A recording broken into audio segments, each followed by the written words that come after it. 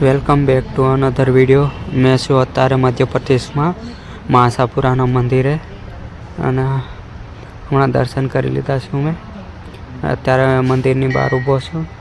થોડો વિડીયો બનાવી લઉં. આ માતા આશાપુરાનું મંદિર છે, આશાપુરમાં, મધ્યપ્રદેશ ખંડવામાં. ને આ દુકાનની બહાર ઊભો છું અત્યારે. આ મંદિરે દર્શન હમણાં કરી લીધા. ને અહીંયા ફૂલોનો હાર મળે છે, મોક્ષ દુકાન છે, પ્રસાદ બી મળે છે. અહીંયા આ ફૂલોનો હાર બનાવે છે. અને આપણે આ ચાની લારી દેખાય ત્યાં આપણે ચા પી દઈએ. અત્યારે આપણે આવી ગયા છે મહાકાલના મંદિરે, મહામૃત્યુંજય મહાકાલ મંદિરે આવ્યા છે આપણે અત્યારે. દર્શન પણ કરી લીધા છે. ને આવો કંઈક નજારો છે. ને આવું આ જાય છે ઇન્દોર સાઈડ જાય છે રસ્તો, આ ઉજ્જૈન સાઈડ જાય છે. ને આપણે આજે ઇન્દોરમાં નાઇટ રોકાવાના છે. એનું લોકેશન એક નંબર મસ્ત, અને આગળ કેવું બધું મસ્ત. અને આપણે ખંડવા 97 કિલોમીટર બતાવે છે, ઓમકારેશ્વર 45 કિલોમીટર બતાવે છે. આપણે ઓમકારેશ્વરના આજે દર્શન કરીશું. અહીંથી આપણે 45 કિલોમીટર બતાવે છે. અમારી 9મી જ્યોતિર્લિંગ હશે. ને બધો એકદમ પહાડ આવેલો છે, ઢાળ ઉતરવાનો છે બહુ બધો, અને આગળ ચડવાનો છે 10 કિલોમીટર આવું કંઈક છે. અને આ પૂરેપૂરા આગળથી ચડાવે છે. ચલો આપણે થોડા આગળ વધીએ હવે.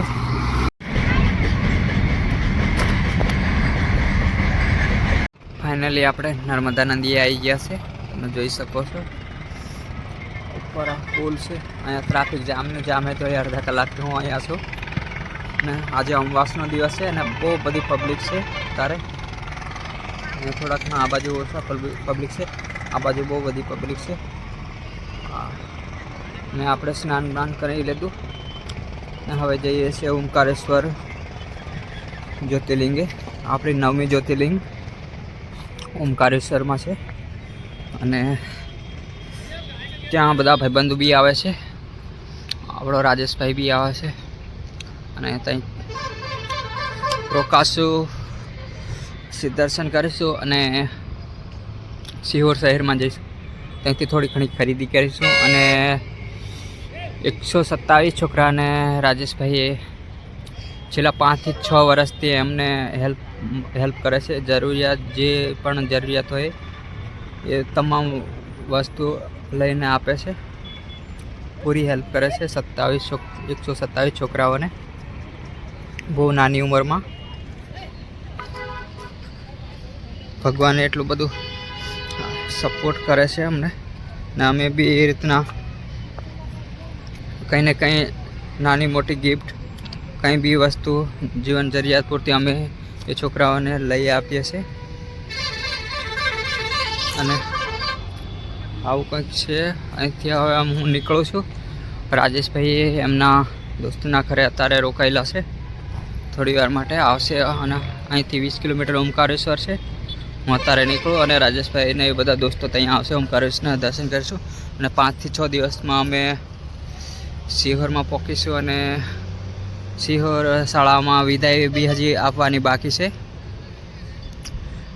વિદાય આપીશું. અમારી વાટ જોઈને ત્યાં હજી સુધી ત્યાં વિદાય નહીં આપી. અમે જઈશું પછી વિદાય આપશે ત્યાં સ્કૂલે. અહીંયા થોડું હવે અમારી સાયકલ છે, હું જવા માટે નીકળું છું. હવે કરીશું નંગરી છે ઓમકારેશ્વર, ને આપણે અહીંયા આવ્યા છે પૌવા ખાવા માટે.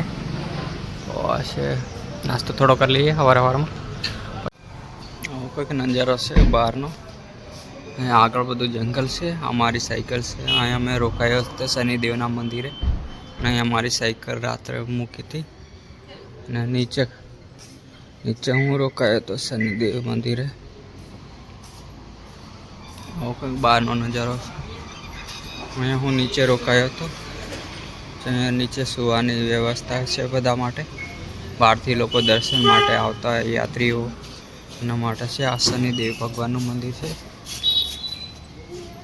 હવે આગળ આપણે જઈએ ઓમકારેશ્વર મંદિર. અહીંથી આપણે 40 કિલોમીટર બતાવે છે. આજે આપણે પહોંચી જઈશું, ઓમકારેશ્વરના દર્શન કરીશું. મૃત્યુ જય મહાદેવ મંદિર છે. બાજુનો આવો કંઈક નજારો છે. પૂરો આગળ ઢાળ ચડાવ આવે છે. મધ્યપ્રદેશમાં બી ભાતી દાદા પૂંજાય છે. જુઓ ઓમકારેશ્વરમાં આવો કંઈક ઓમકારેશ્વરનો નજારો છે. આ જો આવો કંઈક છે સાવરિયા સેઠ. અને અહીંયા આગળ આપણી ધર્મશાળા છે. કઈ છે? જાટ ધર્મશાળા છે. આવો કંઈક છે. આ મૂર્તિમાં મજા બહુ ઊંચી છે. જો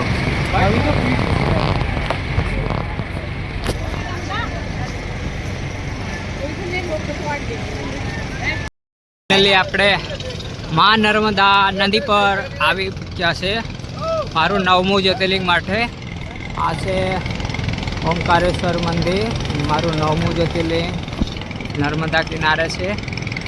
જય મા નમામી દેવી મા નર્મદે. આપણે ફાઇનલી પહોંચી ગયા છે. બહુ મોટો નજારો આવશે. અહીંયા પૂરી પરિક્રમા લગાવશે બહુ બધી પબ્લિક. આપણે હવે જઈએ છીએ સાયકલ લેવા. ફાઇનલી આપણે પહોંચી ગયા છે ઓમકારેશ્વર ટેમ્પલે. આ વિડીયો અહીંયા અત્યારે એન્ડ કરીએ છીએ. જય શ્રી રામ.